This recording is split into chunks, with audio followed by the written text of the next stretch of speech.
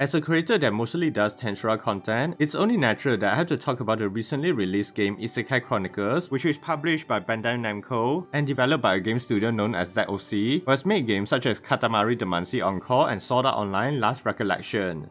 And personally, it was definitely weird there was barely any marketing or noise online about Isekai Chronicles, and from what I know about the gaming industry, it seems that publishing companies only do things like this whenever they have very little faith in the game succeeding. And it's because of this that I felt the need to share my first impressions of the game, having played around 8 hours of it on PC and maybe help give you an idea on the quality of the game, or helping you to decide whether or not you should buy it for yourself. Also, I know this is different from my usual content, but hopefully this video will be helpful for anyone that is interested in the game, and feel free to subscribe to the channel. I really appreciate the support. では改めて自己紹介しよう。我が名は暴風竜ベルドラ。暴風竜。おい、約束は覚えているな。もちろんっすよ。怯えてなどいません。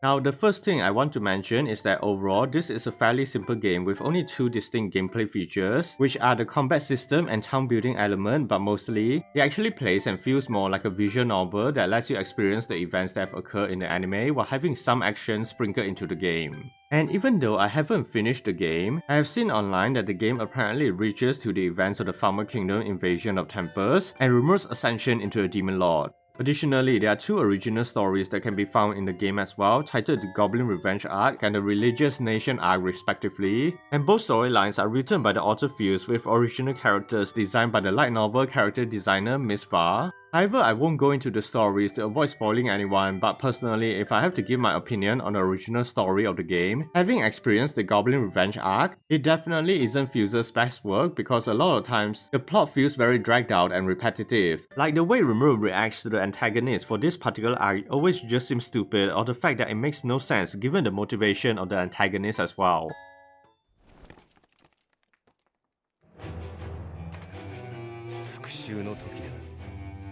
全てを滅ぼす。滅ぼされるわけにはいかないからな。俺が受けて立つ。俺が勝ったら話を聞いてくれ。勝てたらな。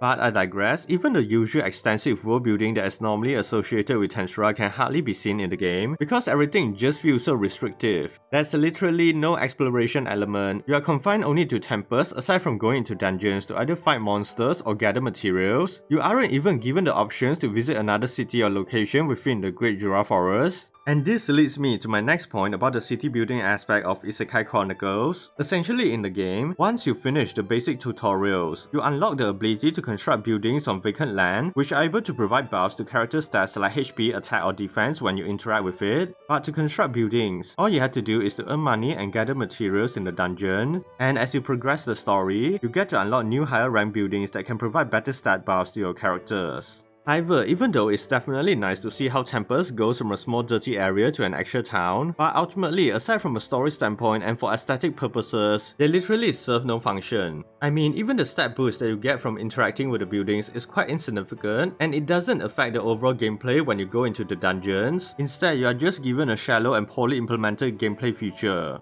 Furthermore, the worst part is that you can't even interact with anyone in the town except for when the NPCs are giving you a quest. They could have at least given them some basic lines, and that would have added so much immersion into the game. Again, they're just hindering the game by taking away another prominent aspect of the series, the character interactions. Sure, there are character dialogues that will happen as you play the game, but those do not feel natural since those are scripted moments for the progression of the story. Also, from the background designs of the environment to the monsters that you have to fight, the game doesn't add anything creative to them. Everything looks the same, and I honestly would have preferred if they did something more unique, such as having the monsters appear in the overworld, or adding variety to the dungeons, like some type of gimmick to the areas. But anyways, in regards to the combat system, you can bring up to 3 characters whenever you go into a dungeon, and aside from story missions that require specific characters to be in the party, most of the time you can bring whoever you want. You are also able to bring 2 assist characters that can be used in combat, but they do offer their own unique skills when used, and can only be activated when the meter on the bottom left is at 100%. Now for the controls, they are fairly simple. Each character has their own unique moveset that range from normal attacks that can vary from jumping, forward or downward moves, to special moves that require SP to use, and a secret skill which shows a brief animated cutscene of it being used. And similar to the assist skill, this can only be activated when the meter on the bottom left is at 100%. And the action combat here is fairly interesting and fun, especially when you get to string together a combo. You can even juggle the enemy in the air like in Devil May Cry, but I did find it annoying whenever the game just abruptly forces the combos to end, which is my biggest issue with the combat system. Another issue I had with the combat system is the perfect dodge mechanic, because when it seems like I managed to do a perfect dodge, the game either never registers the input, or the reach of the enemy's attack is simply deceptive and you still get hit by the attack. Nonetheless, once you learn the basic combat, the game would then introduce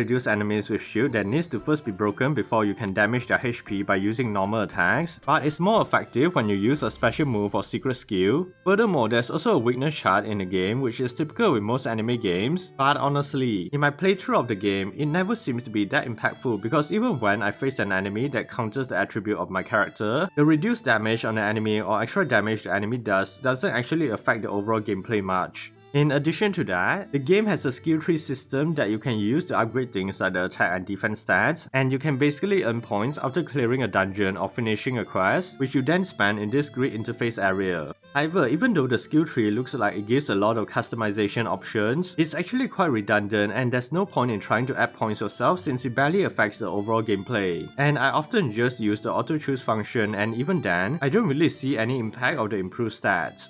And this brings me to my next point. Because the game is so hilariously easy with essentially just 2 game modes, normal and story mode, which is mostly for people who want to enjoy the story of the game, the gameplay loop started feeling repetitive and boring around the 2 to 3 hour point, since all you're doing is run through the dungeons to build your town.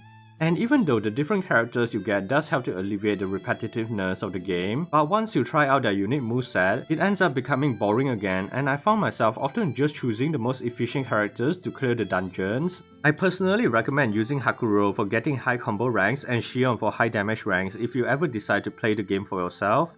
But that pretty much covers the combat system, so on to the visual aspect of Isekai Chronicles, which looks fine I guess, but overall it's still pretty underwhelming for the price you're paying. Although there were a few cutscenes that I found to be enjoyable because at least they actually rendered those out, and the game aesthetic really helps to give those particular scenes some character and make them feel unique to the game. And when it comes to the average cutscenes found in the game, they just take screenshots from the anime paired with some voiceover, and it just feels lazy. They could have at least added some variety into those particular sequences. Also, even when you do get unique dialogue sequences between characters, it doesn't seem to add anything to make them feel distinct, with characters that just cycle through some random faces, which sometimes don't even align with the topic they are talking about. And I really dislike the chibi style they decided to use for the characters, because normally with this type of artistic style, the characters will still look cute and nice, but in the game, some of them look outright weird with the way they're framed, or the proportions are just way off even as chibi characters.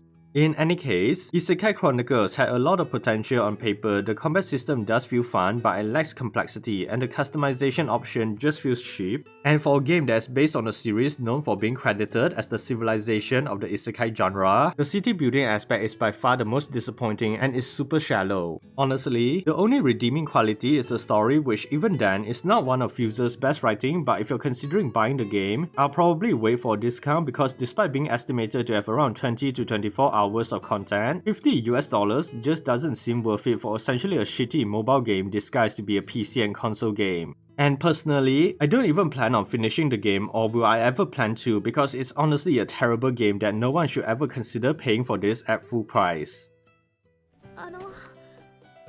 お願いがあります。